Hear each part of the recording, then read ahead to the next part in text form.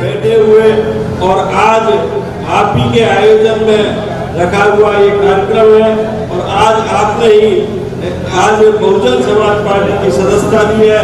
आप सबके चहेते हम सबके बीच में विराजमान भाई रितेश जी शर्मा जी को मैं आमंत्रित करता हूँ और आप जोरदार तालियां बजाएंगे तो आप लेकर के आप सबको धन्यवाद दें। धन्यवाद साथियों।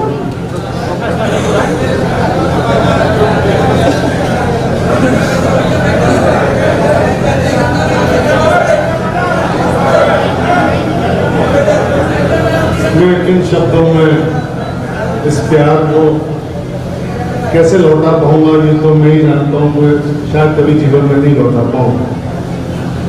जब मेरी माँ भाषण दे रही थी तो मैं देख रहा था 2-3 लोग रो रहे थे, मन से दिखाई दे रहा था मेरे को।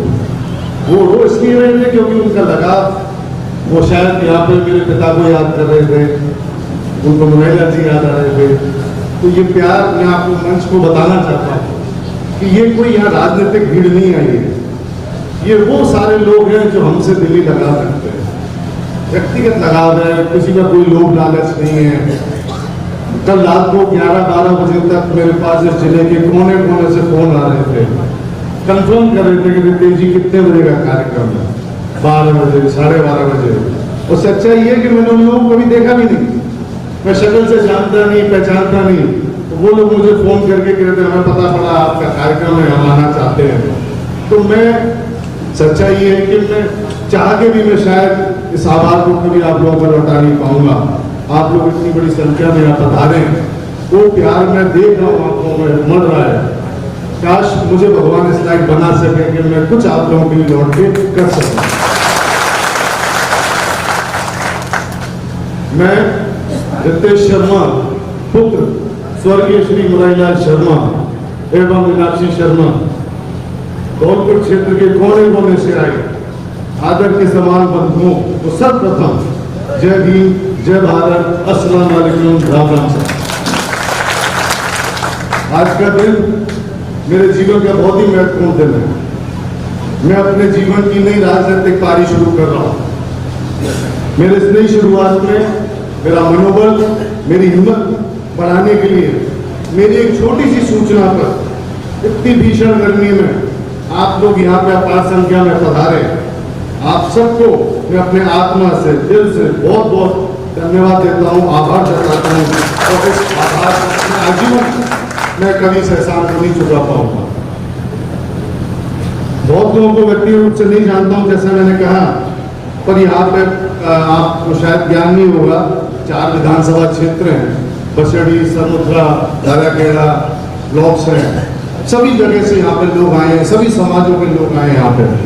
मैं ये कहूँ कि कोई एक निजी समाज, कोई एक समाज नहीं है, 7 समाज है यहाँ पे। सर आपकी नॉलेज के लिए बता दूँ, बहुजन समाज के सभी महापुरुषों के साथ, खासकर परम सम्माननीय डॉक्टर भीमराव अम्बेडकर व बसपा संस्थापक मान्यवर काशीराम जी को नाम, अपनी आदर्श नेता बहन कुमारी मायावती जी की नीतियों में विश्वास रखते हुए आज के कार्यक्रम के मुख्य अतिथि के रूप में हम सबके बीच मौजूद आदरणीय रामजी गौतम सांसद एवं प्रदेश के मुख्य प्रभारी, साथ में श्री सुरेश आर्य जी केंद्रीय स्टेट कोऑर्डिनेटर, मंच पर उपस्थित श्री सुमिरत सिंह जी प्रदेश प्रभारी, श्री भगवान सिंह जी बाबा प्रदेश अध्यक्ष, श्री सीताराम जी प्रदेश उपाध्यक्ष एवं मंचासीन सभी अतिथियों को मैं आभार व्यक्त करता हूँ कि आज मैं बहुजन समाज पार्टी में शामिल हो रहा हूँ और इस मौके पर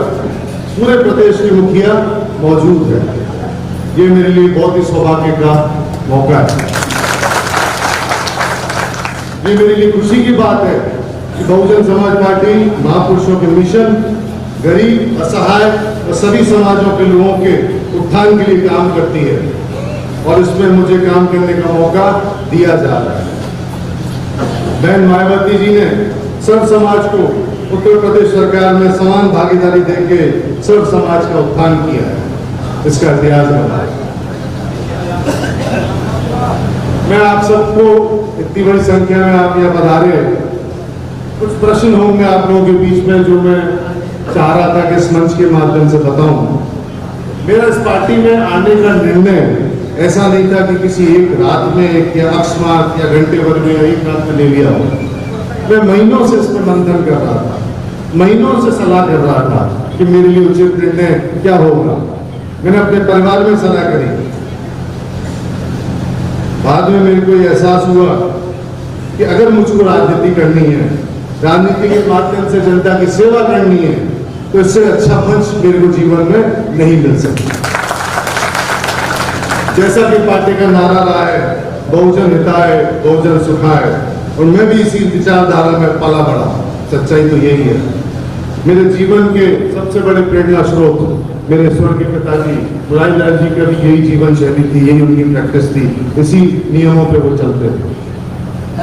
मैं ये तो नहीं कहता कि मैं अपने पिता के समान हो जाऊंगा या उनके जैसा ही हो जाऊंगा, पिता तो पिता ही रहेगा, तो बरकत है मेरे लिए।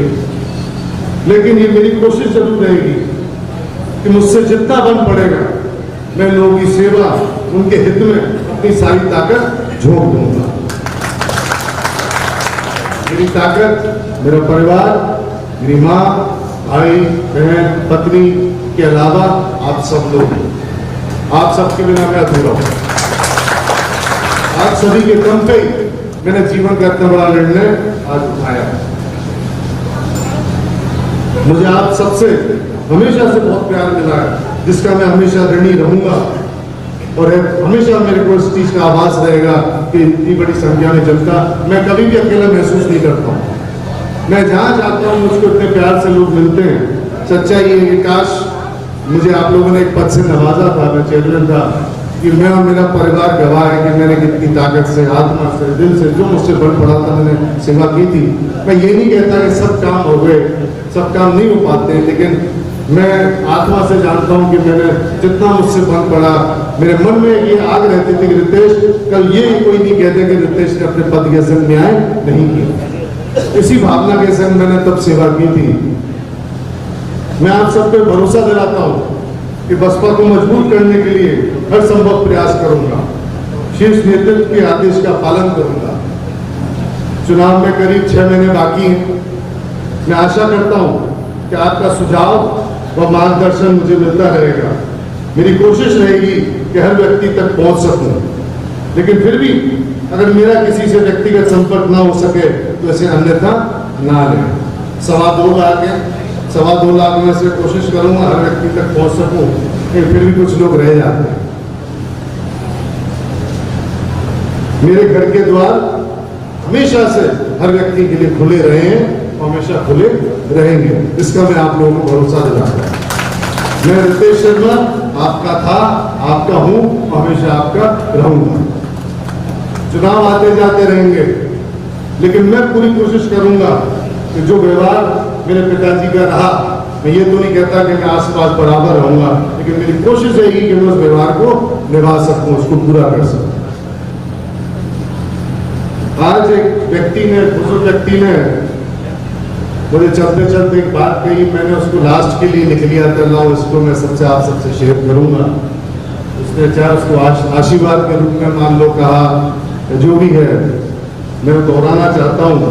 उसने कहा कि बादलों की ओर से सूरज निकलने वाला है, सफर जारी रखो रितेश, तुम्हारा वक्त आने वाला है।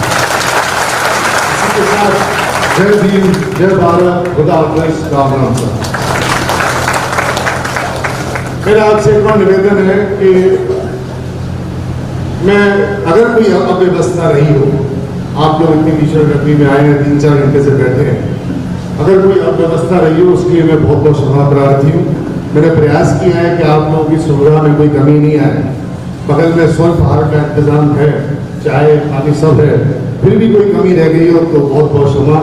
आगे से ध्यान रखूंगा। आप लोग यहाँ आए, मुझे आशीर्वाद देने, मेरे परिवार के सुख में शामिल होने, बहुत बहुत धन्यवाद।